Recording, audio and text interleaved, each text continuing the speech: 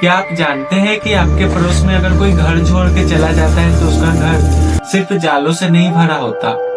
कभी कभी वो दरवाजे के पीछे वो सच छुपा होता है जो विज्ञान भी नहीं समझ सकता। दिल्ली के पास इलाके में फ्लैट नंबर 404 की कहानी सुनने के बाद आप शायद ही कभी रात को अपने घर का दरवाजा खोले। आखिर क्या सच है फ्लैट नंबर 404 की, ये जानने के लिए मेरे वीडियो के अंत तक बने रहें। तो चलिए स्टार्ट करते हैं।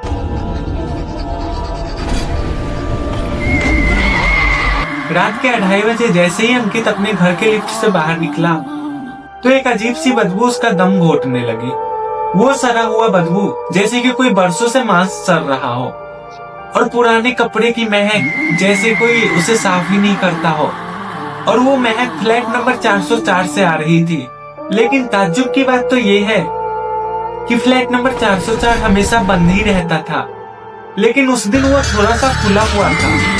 अंकित के मन में क्यूरियोसिटी जागी और वो उस दरवाजे को पूरा खोला। उस दरवाजे को खोलते ही अंकित की चीख गले में ही फंस गई।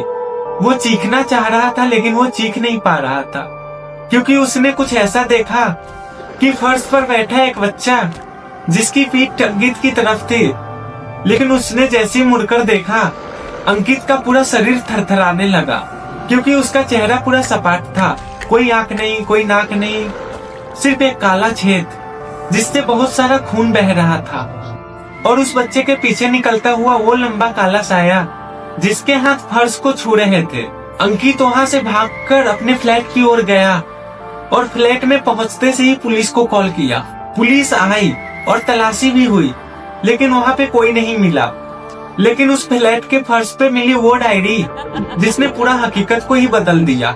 डायरी में आखिरी पन्ने पे लिखा था खून से कि हम सब यही हैं तुम्हारे अंदर। उस डायरी में एक पुराना फोटो था। उस फोटो में वो एक पूरा परिवार और उनके साथ था खुद अंकित। अंकित उस फोटो को देखकर हक्का बक्का रह गया, क्योंकि अंकित को फ्लैट में शिफ्ट हुए अभी कुछ ही दिन हुए थे और न ही अंकित उन परिवारों को जानता था और न ही कभी मिला था। तो आखिर वो फोटो में कैसे गया अंकित?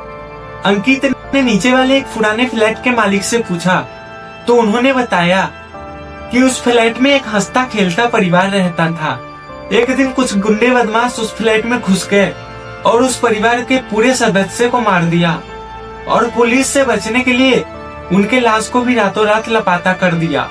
तब से लेकर आज तक जो भी वो फ्लैट में झांकता है वो उनके परिवार का हिस्सा बन जाता है। अंकित यह सुनकर बहुत ज्यादा ही घबरा गया। जल्दी से अपने फ्लैट में गया और उसी रात को अपना बैग पैक किया और उसी रात फ्लैट छोड़ दिया। क्या वाकई अंकित वहाँ से भागने के बाद बच पाएगा? क्योंकि उसने बताया कि उसे आज भी बिस्तर के नीचे से हड्डियां टूटने की आवाज आती है। क्या आपके पास भी कोई ऐसी कहानी है तो कमेंट में जरूर बताइए। कोशिश रहेगी कि अगली कहानी जो आप बताए वही हो।